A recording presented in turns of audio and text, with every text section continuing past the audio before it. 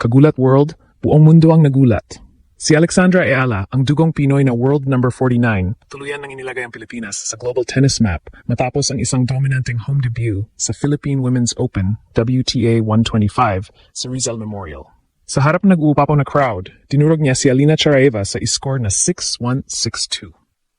Pero ang mas tumatak sa buong mundo, ang emosyon sa gitna ng court, yakan, yakapan, at luha ng saya at pride na agad nag-viral.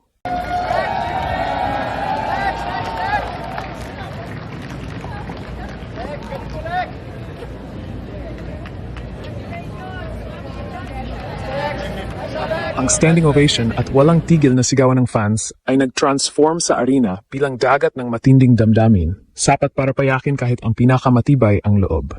Ito ang pusong-pusong redemption story sa pagitan ng career at bansa. Matapos ang masakit na Australian Open first round loss, kung saan nanguna siya, pero natalo sa 3 sets, bumalik si Alex sa Manila para harapin muli si Charaeva. Ang Russian na tumalo sa kanya noong 2020 sa ITF Spain sa straight sets. Sa pagkataong ito, ibang Alex ang lumabas. Sa loob lang ng 24 minutes, tinapos niya ang first set sa commanding 6-1 gamit ang agresibong baseline play. Ngunit sa second set, huminto ang oras nang tumawag siya ng medical timeout dahil sa kaliwang braso. Ramdam ng buong arena ang kaba, takot na baka maulit ang injury issues post-AO. Ang social media ay naghalo ang emosyon, pangamba, dasal at pag-asa. At doon pumasok ang tunay na greet ni Alex. Bumalik siya sa court na mas determinado, mas matapang. Ang kaba ay napalitan ng relief, ang takot ng paghanga. Sa kabila ng pressure ng WTA points race at bigat ng pagiging second seed na may dalang pag-asa ng buong bansa, tinapos niya ang laban ng may tapang at dignidad. Mula sa pait na nakaraan, sinindihan niya ang apoy ng home soil. Pinakain ng sigaw at pagmamahal ng crowd na muling nagpaluha sa intensity ng sandali. Ang epekto nito ay ramdam sa buong mundo. Ito ang historic WTA debut ng Pilipinas at napatunayan na kaya ng Southeast Asia mag-host ng elite tennis na may pusong umaapaw. Internasyonal ang reaksyon, mula AO headlines hanggang Manila Miracle. Habang binabago ni Alex ang imahe ng Pinoy athletes bilang emosyonal na mandirigma, hindi lang simpleng players. Isang legacy shift ang nasimulan, mula underdog tears tungo sa contender glory. Ito ang sandali ng pagkakaisa. Dugong Pinoy si Alex, lumalaban sa talo, injury at pagdududa. Sa kanyang on-court interview, binitawan niya ang mga salitang tumagos sa puso. Gusto ko lang magpasalamat sa inyong lahat. Matagal ko na itong pinapangarap. My message is always not to try to be like me, or not to try to be the next me, and try to be the first you. I think it's very important to find your own path. You can take inspiration from anywhere and anyone you want, but just to be yourself. And mula AO Heartbreak hanggang Manila Hope, tunay na lost to legacy. Abangan ang susunod na round, dahil kung ito pa lang ang simula, mas malaki pa ang gulat na paparating. Rally the nation. Believe again. Sa unang bahagi ng ating paghimay, tignan natin ang blazing start na nagpatahimik sa mga kritik. Si Alex Ayala ay pumasok sa court na may dalang misyon. Ang burahin ng bitterness na nakaraan. Noong 2020 sa ITF Spain, tinalo siya ni Charaeva sa straight sets. Ngayong gabi, binaliktad ni Alex ang script. Sa loob lamang ng 24 minutes, winasak niya ang depensa ng Russian sa score na 6-1. Ang bawat palo ni Alex ay tila may kasamang kwento ng bawat sakripisyo niya sa abroad, ang mga gabing malayo sa pamilya at ang matinding training sa Nadal Academy. Ang aggression niya ay hindi lang para sa puntos. Ito ay para sa dangal ng bansa. Ngunit sa kalagitnaan ng second set, ang kaba ay naging pisikal. Habang bitbit ang momentum, biglang tumawag ng medical timeout si Alex para sa kanyang kaliwang braso. Sa sandaling iyon, ang Rizal Memorial ay nabalot ng gut-wrenching fear. Matapos ang matitinding laro sa Australian Open, marami ang natakot na baka ito na ang dulo ng kanyang kampanya sa Manila. Ang pressure ng pagiging second seed at ang expectations ng isang buong bansa ay tila naging mabigat na pas. Ang social media waves ay napuno ng anxiety, blending the scare with a deep admiration for her resilience. Dito natin nakita ang kaibahan ng isang world number 49. Sa gitna ng anxiety and raw determination, pinatunayan ni Alex na ang puso ay mas matibay kaysa sa anumang injury. Ang kanyang pagbabalik sa court matapos ang gamutan ay sinalubong ng hiyawan na nagpayak sa marami. Ginamit niya ang pagmamahal ng crowd bilang pampamanhid sa sakit.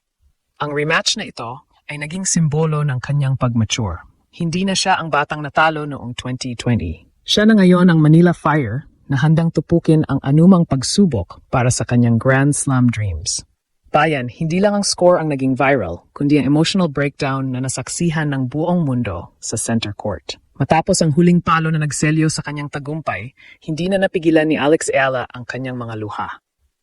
Habang ang stadium ay nababalot ng standing ovation, ang ating pambansang pusta ay humarap sa on-court interview na punong-puno ng emosyon. Sabi ni Alex, "Gusto ko lang magpasalamat sa inyong lahat na nandito kayo. Mahirap ibahagi yung nararamdaman ko ngayon kasi matagal ko na itong pinapangarap."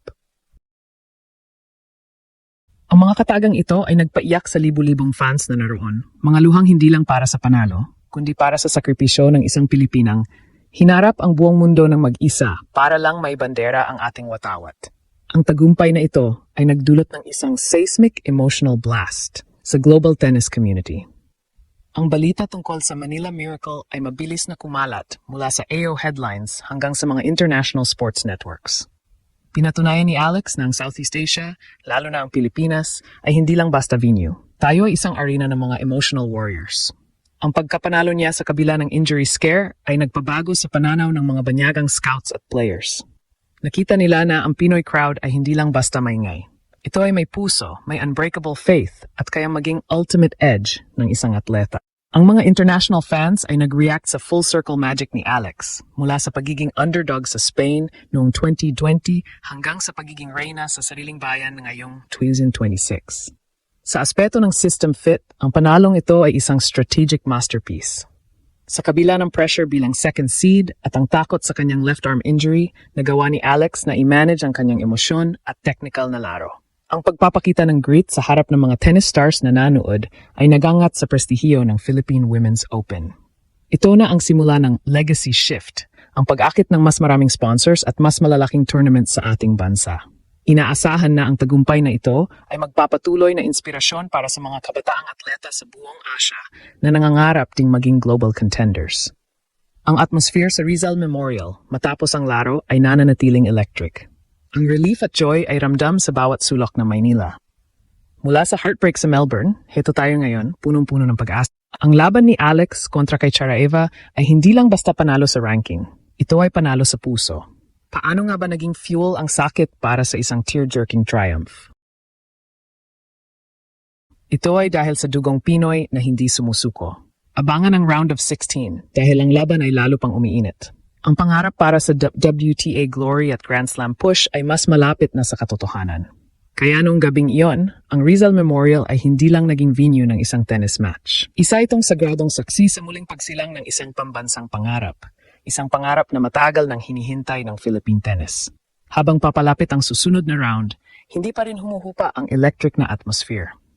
Ramdam sa bawat sulok ng arena at sa bawat post online ang collective hope ng bayan. Ang laban ni Alex ay lampas na sa personal na ambisyon o WTA points. Ito na ay laban ng isang bansa na muling natutong maniwala sa sarili nitong kakayahan. Sa bawat palo niya, may kasamang dasal ng mga batang nangangarap maging atleta. Sa bawat panalo, may panibagong dahilan para ipagmalaki ang pagiging Pilipino sa world stage.